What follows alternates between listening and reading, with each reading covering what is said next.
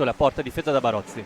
Vediamo adesso intanto questo tiro da parte di Emanuele Garcia, ancora la pallina che alberga nell'area del Follonica, poi è Giuliani a uscire, adesso è Garcia all'indietro per la conclusione per Davide Banini.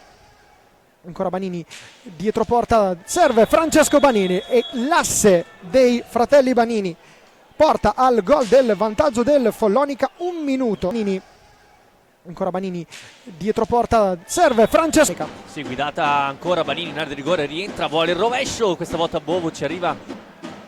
Francesco Banini, Montigel, il taglio centrale. Giocatori con elevata qualità, però abbiamo visto anche adesso in questa Garcia è a nuovo contropiede, 2 contro 2. Garcia, il tiro, la parata Barozzi. Prima pallina toccata per il capitano della formazione valdagnese, di qui Giovanni prova il tiro. Marcos Vega attaccato da Marco Pagnini, attenzione, e anche Leo Barozzi e piazzarla, non è riuscito a trovare la conclusione. Burali dall'altra parte, Bovo ancora. La senti, diciamo lo fa proprio male. Lo fa dal tuo capitano che ora prova anche il Rovellani che da poco è entrato in campo e ora il Follonica è avanti con Banini, Bovo 2. E dall'altra parte però c'è Barozzi, attenzione, Borregan, il palo. Panini la riconquista, attenzione, un 3 contro 2, Francesco Banini, attenzione il passaggio per Davide Banini, c'è però Marco Pagnini che raccoglie la respinta di Bovo e c'è il gol del 2-0 del Follonica a quota 19. 3 contro 2, Francesco Banini, attenzione il passaggio per Davide Banini, anzi entra con la casacca numero 6 Nicolo Crocco, esordio per lui in questa partita, attenzione a questo. Nel campionato Under 19 e in quella squadra c'era proprio Crocco e intanto eccolo lì il 3-0 del Follonica segnato, ne abbiamo parlato poco fa, da Oscar Bonarelli.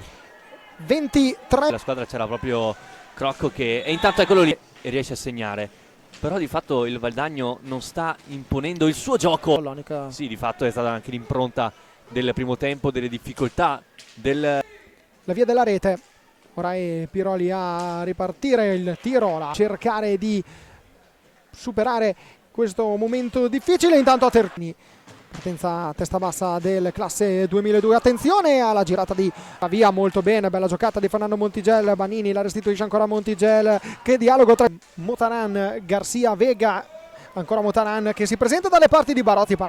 Minuto 0, intanto attenzione a Vega che prova a ripartire in contropiede, la piazza ma del Valdagno con Motaran che serve Garcia, ancora Motaran prova ad andare dalle parti di Leonardo Barozzi, attenzione alla pallina che resta lì, c'è il tiro, le palline, cercare di nascondere. Per il Ciupe può partire davanti a Barozzi, Giuliani non riesce ad alzarlo, anche Bovo, parte il fischio, Pagnini contro Bovo, Marco Pagnini, bravo sulla porta e Crocco era ultimo uomo, è stato costretto a commettere fallo il giovane valdagnese. E qui Banini contro Giovanni Bovo e c'è il gol del 4-0 firmato da Francesco Banini, doppietta per lui in questa partita, 18° gol, secondo tiro diretto contro Giovanni Bovo e c'è la vittoria numero 5 in trasferta di questo campionato. Arriva il gol segnato da Oscar Bonarelli